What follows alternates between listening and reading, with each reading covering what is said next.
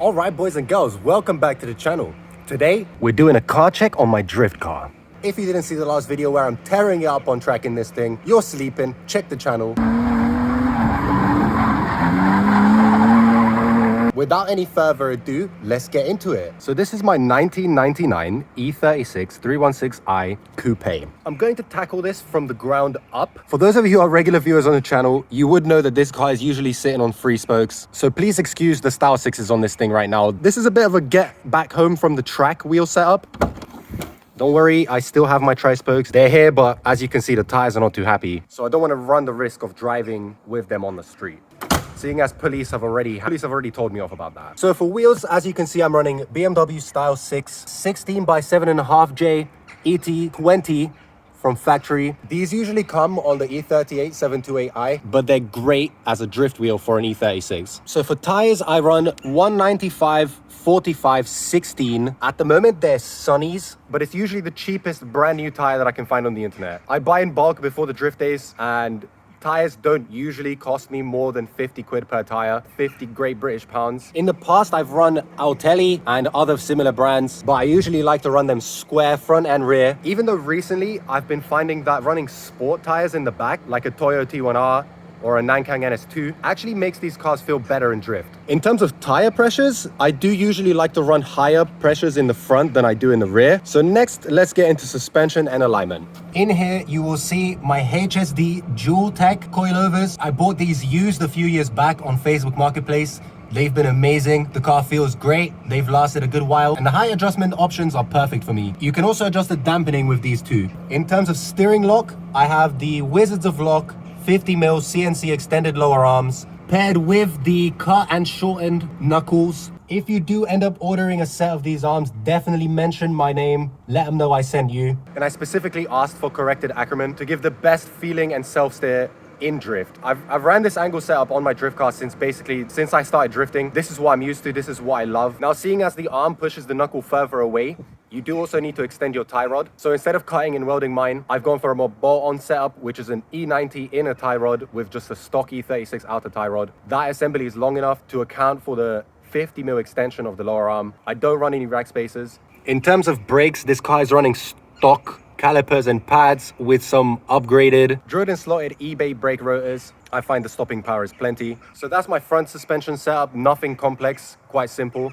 In the rear, at the moment, I'm also just running the HSD shock and spring. I don't run the spring adjusters. I just run straight spring in the bucket. I just feel like that drives and looks better. I do also have eBay adjustable camber arms in the rear and nothing else. Of course, seeing as this is an old car, the entire underneath was redone. When I say the entire underneath has been redone, I mean the subframe and trailing arm mounting points have been reinforced, welded, re-undersealed, and all of the suspension mounting points have been polybushed, including the front lollipops. So the suspension is solidly attached to the car and it's not going to rip out every time I do a clutch kick, the way it used to. Before I get on to talking about my alignment, I want to give some backstory on this car. In December 2017, I did actually buy this as my first ever car. If you live in the UK, you would know how ridiculous that is as an idea. I instantly turned into a daily drifter and began crashing it and destroying it. I realized I was making a mistake, sold it, regretted it, and then bought it back a few years later to then build it into what it is now. If you're interested in the full story,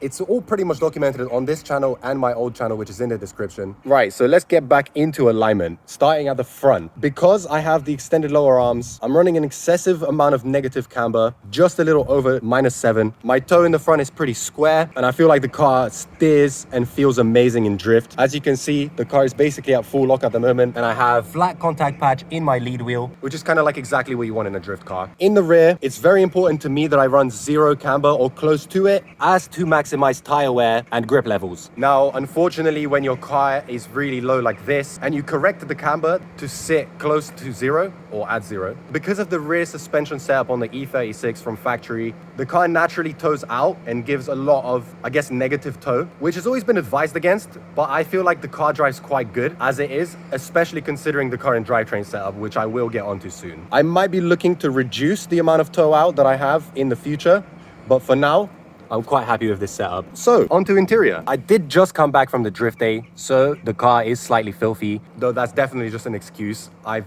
not actually cleaned this car since I bought it back. So this being a factory non-sunroof 316i, it actually came with some pretty cool interior, which I did steal for myself when I was selling it. And when I bought the car, the interior was completely mangled, so I had to rebuild it entirely. So I bought these cloth rear seats, a rear parcel shelf, front and rear door cards, as well as some half leather sports seats from a friend, as I really wanted to make sure that this car had complete interior. One thing that I can't stand ever is a stripped interior. Unless you're driving a 1000 horsepower competition car, please do not remove your interior. Moving on to some details, the driver position and controls have all been modified to my liking. Starting off with the bucket seat. This is a Bride Zeta 1 imported from Japan. I'm pretty sure it's definitely not, I don't think it qualifies for any safety standard at the moment because it's literally made in the 90s and was probably in a drift car in Japan somewhere. Along with my Bride seat, I run the stock seat belt. I just have a rear seat belt strap bolted in through the seat mount outside the seat. I haven't actually been in a crash yet with that setup, so I'm not sure how effective it is, but I feel pretty secure in the car when I'm drifting, so it's perfect for now. Next is my steering wheel. This is a Sparco 2-spoke with some custom branding by me. If you recognize this logo, then you're a true OG. Ever since I found out that there's such a thing as 2-spoke steering wheels,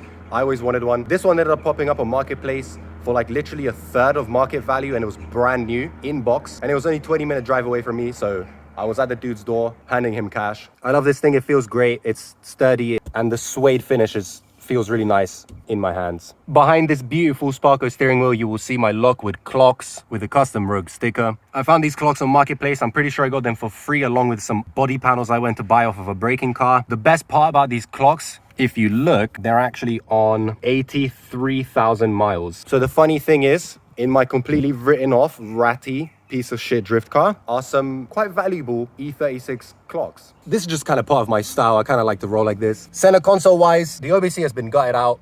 I need to put a delete panel in there soon. Obviously sunglasses. I've got my Kenwood head unit. It's not the best thing in the world, but it does the job. Going down, essentials. At the moment, I've got a metal eBay shift knob, and I'm running a stock E36 shifter. Here's a very important detail. Stock handbrake, firstly, because you don't need handbrake to actually be good at drifting. And also the infamous non-armrest, non-ashtray center console. Of course, a broken door handle for the passenger and a zip-tied glove box, because that thing just kept flopping open in drift and spilling all my stuff everywhere. So now everything's locked in there indefinitely. I don't actually remember what's in there, and I put that zip tie on about a year ago. These are Driftworks seat mounts for E36. I was recommended them back in the day when I was buying a seat, so that's the option I went for. I'm pretty sure there's a few other options on the market at the moment that are just as good and maybe even more budget friendly. I bolted the seat to them back in the day and have been taking the seat in and out of my cars successfully. And that's kind of what seat rails are meant to do, so I'm happy with them. Again, I just want to highlight, this is my drift car and it has full interior. Obligatory tool bag and water bottle behind the driver's seat. And of course, in the center console, you'll find your favorite Rogue stickers, link in the description, rogueworld.co. And of course, essential gloves, because I like to keep my hands as clean as possible when I'm messing with this dirty thing. The funniest thing is, even though I have back seats, no one's actually ever allowed to ride in the back. I've had people request it and I've just denied them. So those seats are literally just for show. Inside the boot is entirely gutted, holds my jack, drift spares, impact, power steering fluid, and some cleaning spray. And of course, the boot lid itself as a panel has been replaced. The previous one was rusty and just the actual latch was ripping off of the boot lid itself. This one is beginning to do a little bit here as well, but it's fine for now. Right. On to drivetrain. Quick detail, just before, I am running a strut brace. This is just an eBay strut brace, nothing crazy, nothing exciting. I'm pretty sure this would actually crumble in an impact, but it looks cool, so it's fine. I do also have E46 strut tower reinforcement plates under here for extra rigidity and strength. This is how my HSD coilover top hats are looking. So what you're looking at in this crusty engine bay is actually a 1994 M50 B20 TU. Now, for those of you who don't speak BMW, this is a extra old iron block, naturally aspirated 2-liter engine. According to BMW from factory, they were making 150 brake horsepower. Now, considering this engine was made in 1994, I'm pretty sure half of those horses have already died or escaped somehow, maybe through this air intake hole. And so in reality, I genuinely don't believe that this car is pushing more than 100 horsepower to the wheels. When I say this is entirely stock, I mean it's entirely stock. A little backstory on this engine, right? Back in the day when I first started getting into cars, my friend Ves managed to find a really good deal on an E36 on Marketplace. It was an L-Reg, so 1994, you can guess where the story is going, 320i saloon in Montreal blue. He bought the car for 150 Great British pounds because the previous owner believed that there was a crack in the head of the engine. That was the first ever straight six E36 with a welded diff that I got to ride in. The experience was something I can never forget. The roar of the six pot and the skips of the welded diff made me fall in love. A few months later, I worked out a deal with Ves where I gained possession of this engine in trade for some turbo parts for a different project he had going on at the time. So we ended up swapping this 2-liter from his saloon into my coupe in April of 2018. Funnily enough, I'm pretty sure within about a week of doing that swap, I had a really huge crash where I basically wrote off another person's car at a drift spot. Which is where this damage occurred and is the reason why this car has a mismatched colored wing and why this bumper is split and drift stitched. So yeah, highly sentimental trash engine is what I'm running in my drift car. At the end of my split air intake boot is a NASCAR style air filter. I saw Chelsea Denofa do a car check on his compact back in the day with Hoonigan, and I'm pretty sure he had a similar air filter, which is what inspired me to get one for my car. His logic was something along the lines of like more air, more power, which I don't know how valid is for this thing, but of course Rogue Drive branding on the engine to seal the sentiment. If you like the look of that, visit the website rogueworld.co. So seeing as this is a 316i, I have a front battery, which is, very securely mounted. I had to do this basically for tech at a drift day. So this battery ain't never coming out of here. And this is the power wires. It's just a bit of a messy setup and very dirty, however entirely functional. And function, of course, is quite key for a drift car. A great detail about this engine is that it actually comes factory on a Siemens ECU. Being an M50, you would expect a really nice, harsh, hard cut limiter at that 65,000 RPM mark. However, the Siemens ECU in this is a soft cut limiter. It sounds so unique and I'm genuinely in love with it. I am running poly engine mounts as well. Nothing fancy, nothing special. I'm pretty sure they're just eBay. And I'm pretty sure the 1.6 that came in this car came with those engine mounts and I reused them in the 2-liter swap. Cooling system is entirely stock and it is giving me some issues at the moment. So I might look into upgrading it. It might just be a clutch fan issue or a water pump issue, but stock radiator, stock fan, stock thermostat, stock water pump, stock piping. Everything is stock. Just for the simplicity aspect, parts are easier to source and also quite budget friendly. Obligatory artwork underneath the bonnet. Now in terms of the rest of the drivetrain, it is basically completely stock. Getrag 5-speed manual gearbox, 316i manual diff. I did originally put the 320i manual diff in this, but I think that blew up because the oil was never changed or something crazy like that. So I ended up going back to the 316i diff. And as far as I'm aware, it has not been changed since. And if it has, it would have been for the same thing. So to my knowledge and from what I can feel, this car is running a 3.38 small case rear end. So 168mm ring gear. And seeing as I hate a raspy E36, I'm running a stock back box and a gutted cat exhaust setup. It is single pipe all the way through and it's tucked up into the car as much as possible. If you saw the video where I get an alignment, I did go over the underneath of the car. I will insert a clip of that right now just for context. But this is just me going over the underneath of the silver coupe. It's essentially a flex of how shit it is. I'm just kind of showing how every seam is rusty or split. Just looking at the frame rails, you know, they're so ground back that they're not even attached to themselves. They're like a 3-piece construction. My exhaust pipe scrapes like on the manifold basically. My sill is split open.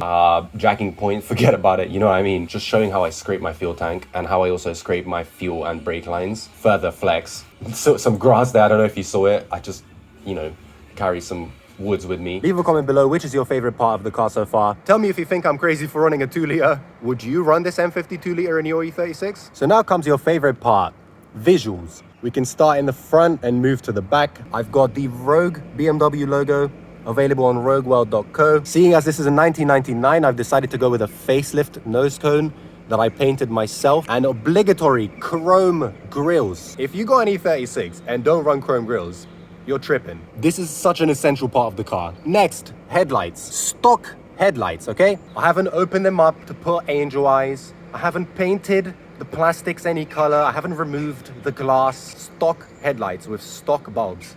That's all that is necessary for any car ever, especially a drift car. I've seen some people do LED bars zip tied to their tube front end inside for like a competition car, which is fine. But if your car is stock, just keep the headlights stock. This is an SE car from factory, and I'm not sure if it came with the clear corner lights or the amber ones, but I'm running clears at the moment. These are not OEM, these are Chinese, and they're quite cheap to replace, so great for a drift car. Next is my M Sport bumper. Now, funnily enough, this is actually factory Titan silver, just like the car, and I bought it for the car back in the day before I started crashing it and destroying it, with the idea in mind to, I guess, cleanly convert the car to M Sport, but that just went downhill. And since then, this has just become my drift bumper. When I sold the car for those few years, I actually kept the bumper in my garden, somehow knowing that I would buy the car back and throw the bumper back on it. And that's exactly what I ended up doing. Trims don't really fit on it anymore, apart from the middle trim, and it's kind of wasted, so I kind of need a new one. So no trims, and quite a funny number plate. I've been told off about it too many times, so I'm gonna sort out my number plate situation soon. I have also removed the fog light separation pillars for a more aggressive look and added an SE DIY cut lip to the bottom with wood screws that keep popping out. So I have to keep pushing it back in. Drift car things. If you want to learn how to make those, check out the videos on my channel. I made a whole video basically going over how to do this. Next, we have another factory panel, this left wing, with of course a duct tape, side repeat, delete, and your favorite eBay chrome trims. Going further down is my side skirts, which are directly screwed into the car. Not my favorite thing to do, considering I'm basically drilling holes in my sills, but when you find out the details about my sills, you will understand why. So my skirts are actually E46 M3 skirts. I got them in a trade with my friend Bevan for some E36 M Sport skirts, which actually ended up flying off his car pretty sure in the same day. Since we're talking about my bodywork, how do you like my sill? Enough of that. I don't actually want to show that too much. It's not my favorite part of the car at all. If anything, it's the part I hate the most. If you look, this door is not actually from this car. It's from an Arctic Silver convertible. And as you can see, the mirror is a different color. So what happened is I actually drifted into a street sign at lunchtime in the middle of traffic on a Monday. If you haven't seen that video, check out the channel. Happened around January this year. My window got smashed and everything. It was quite a crazy experience, but the car's been fixed since then, so it's all good. Moving on along, you will see some over fenders. From what I remember, these are unique customs. I got them on Facebook Marketplace for like ultra cheap. They're obviously not in the best condition, and it doesn't help that I kind of destroyed them further by trying to open the door when the car was bent. To be honest, the right hand side one is even worse. Just not good, not very good at all. But I kind of had no choice but to run over fenders because the previous owner of the car actually wasted the rear driver's side quarter panel. So there was kind of no way for me to run stock body because the damage was that bad. I am actually looking to find a clean example of a coupe, cut the metal rear quarter panels and chuck them on this and do a bit of a ghetto conversion back to like stock body, because I genuinely hate the fact that this car has fiberglass arches. Seeing as they're over fenders, I am also forced to run spacers to make sure that the wheel sits right in the arch. I'm not going to get into detail about that because I really don't care about wide body setups. Moving on, I do have the M3 rear tail lights, and yes, these are often actual M3, so they are OEM BMW M3 tail lights. As you can see, I keep them very clean. Next is the upside down BMW logo, along with the zip tied flappy number plate. Moving to the rear bumper, it's just a stock SE rear bumper with an E36 M Sport bumper cut extension. Again, if you don't know what's up, check out the channel. I've got a whole video going over how I make this. Let's not forget my roof wing. This is a Huxley roof wing. I'm pretty sure those are discontinued now. I'm not actually sure what the deal is, but this one came pre-installed on the car when I bought it back, so that's good for me. It was black and I did have to paint it silver just to match the rest of the car instead of blending into the black rear window. Apart from that, there are just loads of battle scars, custom artwork, scrapes, rust spots, and unaligned body panels, along with loads of tire residue, as any drift car should. My favorite part though are the rogue stickers. I think it's quite essential for every drift car to have some stickers at least. I believe it's about subtle placement and a consistent color scheme. Some examples: this is the Rogue tag sticker available at rogueworld.co. Grip top sticker supporting a bunch of great drivers. The Rogue mask designed by Rogue Spirit 58. Of course, a fat off bit of branding on the rear windshield cut by Brandon at JBS Family. Prototype Rogue sticker, as well as an exclusive Drive Fast Brake Rules tag sticker available in a bundle. My fuel door actually flew off on track from a tire exploding and flicking it off, so I got a replacement one and did some artwork on it before installing it. I've also got some custom artwork on the dash. This car's been getting quite a lot of attention on Instagram. People have been asking me a lot of questions, so I thought I'd make a video just going over the whole setup at the moment. Seeing as I'm planning to make some upgrades soon, I thought this would be a good reference point to go back to. So that pretty much sums up the current state of my E36 Drift Car. I love this thing and have a lot of history with it. The low power has taught me a lot about drifting. I'm quite confident in my ability to set up an E36 for drift now, and I really do think it's time to make some upgrades and take this car to the next stage. If you like this thing, leave a like. Tell me your favorite part of the car in the comments below. Subscribe for more of this thing, more drifting and more sick car stuff. Support the channel, visit the website rogueworld.co, and I'll see you soon with another video. Peace.